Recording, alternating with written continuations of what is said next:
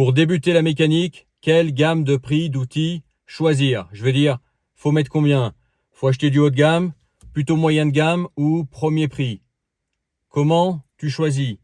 Comment tu débutes avec tes outils? Comment tu gères ton budget outils quand tu débutes la mécanique? Alors j'ai fait une première vidéo là-dessus, je t'invite à aller la voir, tu la trouveras sur la chaîne, je l'ai tournée il y a quelques jours au moment où je tourne cette vidéo. Mais maintenant on va parler en fait de qualité, on va parler de gamme d'outils. Tous les outils ne se valent pas.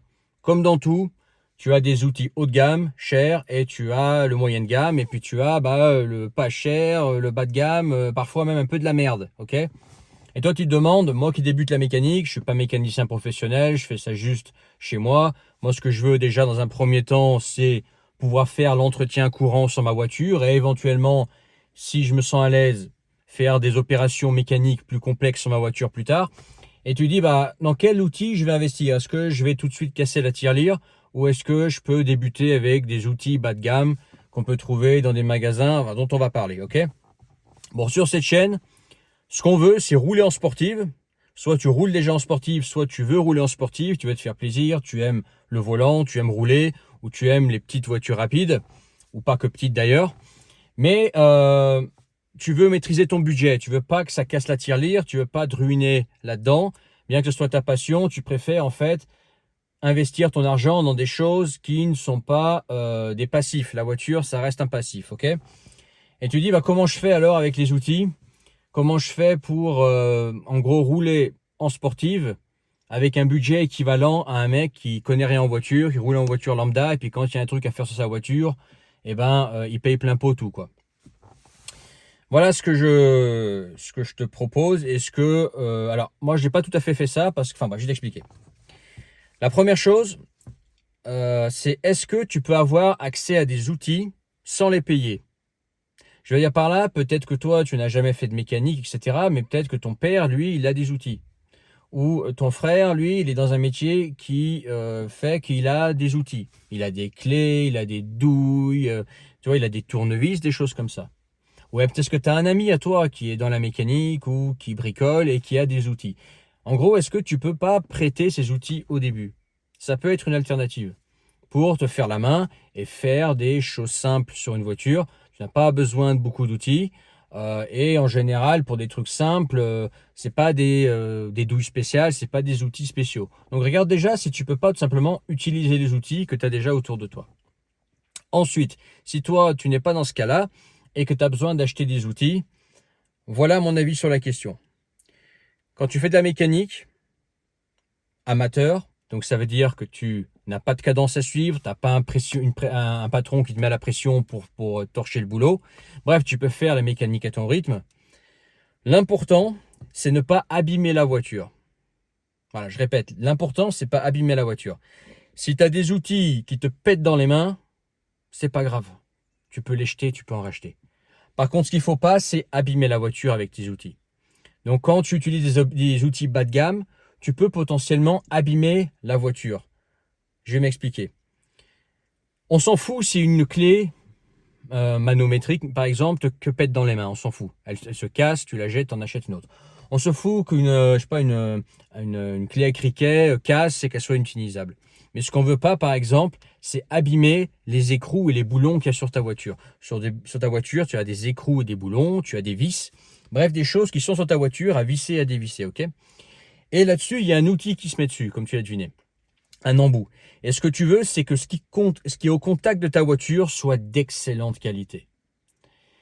Donc typiquement, une clé qui va être utilisée pour dévisser écrou boulon ou des douilles par exemple que tu vas utiliser rien que pour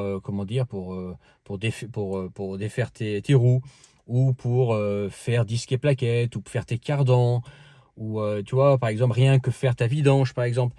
Là tout ce qui va être en contact avec les écrous, les boulons et les vis de ta voiture, ces choses-là, tu les veux d'excellente qualité. Tu veux des bonnes douilles. Tout simplement parce qu'une douille de qualité, une douille haut de gamme ou une clé haut de gamme, elle va avoir tendance à être mieux finie, donc à être beaucoup plus proche de la taille en fait de ton écrou ou de ton boulon. Ce qui fait qu'il y a un jeu, il n'y a pas de jeu, ou le moins possible, ce qui fait que tu n'abîmes pas ton écrou ou ton boulon. Okay, pareil pour les vis. Ce que tu veux pas, c'est foirer les vis. Donc tu veux que le tournevis que tu mets sur la vis soit de bonne qualité, ok, qu'il soit déjà adapté au niveau de la taille. La taille, bien évidemment, c'est important. Hein. N'utilise pas un tournevis trop petit ou trop grand et en forçant le truc.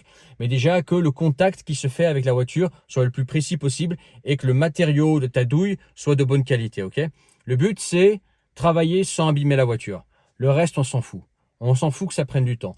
On s'en fout que la clé, voilà, soit pas de la meilleure, la tige par exemple, ou ta clé, ta clé à criquet, etc., ne soit pas de meilleure qualité. Si tu utilises une pince, on s'en fout. On peut utiliser une pince pas de gamme, tu vois. Mais faut toujours penser à ça. C'est ok. J'ai par exemple prends un exemple pour démonter les roues. J'ai une douille à acheter pour démonter les roues et j'ai une clé manométrique. La clé manométrique, on prend du Made in China, on s'en fout. On prend le moins cher. Ça fera au début, ok. Après, si tu te mets à bosser sur les voitures, que tu fais ça régulièrement, ou que tu as envie d'investir dans une belle clé, que si un jour tu as le budget, tu achètes une belle clé d'une bonne marque, chère, et cette clé, elle te suivra à vie ou presque. Mais pour débuter, tu prends une clé manométrique, par exemple, ou une clé à criquet, bas de gamme, on s'en fout. Par contre, la douille que tu mets sur la clé, là, tu prends de la marque. Là, tu prends du haut de gamme. Moi, perso, j'aime bien, et j'ai pas d'affiliation avec quoi que ce soit, j'aime bien prendre Facom. Facom, pour moi, ça m'a jamais déçu. C'est de la bonne qualité et je trouve que le prix reste encore raisonnable. Ok. Donc pour les douilles, je prends toujours de la qualité. Par contre, pour les clés, moi j'ai de toutes les gammes, quoi. Parce que je m'en fous. S'il y a une clé que j'utilise pas longtemps, voilà, j'utilise une fois. Par exemple, moi j'ai une clé manométrique à 25 balles. Toi, je m'en fous. La clé, si elle me pète dans les mains, c'est pas grave. Parce que je veux pas, c'est abîmer la voiture. Et si par exemple je devais faire ça intensivement, chose que je ne fais pas, je ne fais que sur ma voiture. Là, j'investirais dans une clé manométrique, par exemple, de qualité, parce que voilà, j'aime bien, parce que je veux que le truc voilà, me suive pendant longtemps. Mais par contre, je ne lésine pas sur la douille. Tout ce qui est en contact avec la voiture. Là, par contre, tu veux des outils de bonne qualité pour pas abîmer ta voiture. Bien évidemment, un écrou, un boulon, une vis, ça se change si tu la foires, etc. On est bien d'accord. Mais le but, c'est ne pas foirer et de garder le plus de choses possibles en bon état sur ta voiture. Pourquoi? Pour éviter les frais.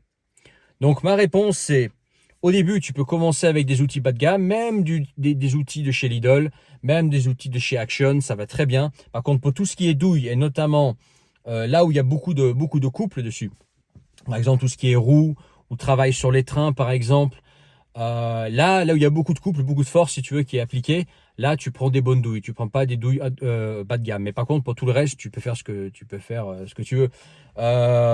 Qu'est-ce que je peux te prendre comme exemple encore? Par exemple, changer un filtre à air. Moi, mon filtre à air, il y a deux petites vis dessus. Deux petites vis pour ouvrir le filtre, pour ouvrir la boîte à air et changer le filtre à air. Bon, n'importe quel tournevis convient parce que le couple, il n'est pas énorme. Tu dévisses ça à la main et il n'y a pas de couple, quoi. Je sais pas, il doit y avoir, je sais pas, 10 Nm. Tu vois, moi, je fais hop, ça comme ça. Tu vois, je tourne, je dévisse la vis, je change mon filtre à air, je revisse. Et dès que ça force un peu, je laisse tomber, je tourne pas plus. Je suis pas là comme un marteau à tourner dessus. Dans ce cas-là, n'importe quel tournevis bas de gamme suffit. Mais dès qu'il y a du couple qui est appliqué, dès que c'est un truc aussi, voilà, voilà, sécuritaire, ne lésine pas sur les douilles. Les douilles, pour prendre la bonne qualité. Pour tout le reste, si tu débutes, si tu fais ça en amateur, n'importe quelle gamme d'outils, voilà, je vais y arriver. N'importe quelle gamme d'outils suffit, même voilà, des trucs de supermarché. Ok? Ça, c'est pour les amateurs. Après, si tu es pro, bien évidemment, il y a une cadence de dingue, etc. Dans ce cas-là, il te faut des outils professionnels de partout. Ok? Mais on en reparlera. Moi, j'utilise aussi des fois des outils très système D pour éviter d'acheter des outils. Typiquement, changer le liquide de frein. On en parlé il n'y a pas longtemps. Bon, t'en as qui achètent la pompe et tout le machin, 100 balles. Moi, je fais ça avec rien. Mais littéralement avec rien. C'est-à-dire que l'outil que j'utilise, il me coûte même pas 1 euro. Et je fais ma purge de frein comme ça. Et c'est peut-être même mieux fait qu'avec une pompe. Toi, des petits systèmes D que je trouve pour éviter d'acheter des outils dont j'ai pas vraiment besoin ou je vais avoir besoin peut-être une fois par an ou 2 fois par an. Et un outil que j'ai chez moi. Si tu es un petit peu inventif, tu peux inventer des outils et des alternatives à des fois des outils très chers. ok? Mais ça, on peut en reparler dans d'autres vidéos. Si tu as trouvé ça intéressant, mets ton pouce. N'oublie pas de t'abonner et partage cette vidéo, commente en bas. Et puis bienvenue sur cette toute nouvelle chaîne. Je te dis à bientôt pour une autre vidéo. Allez, ciao!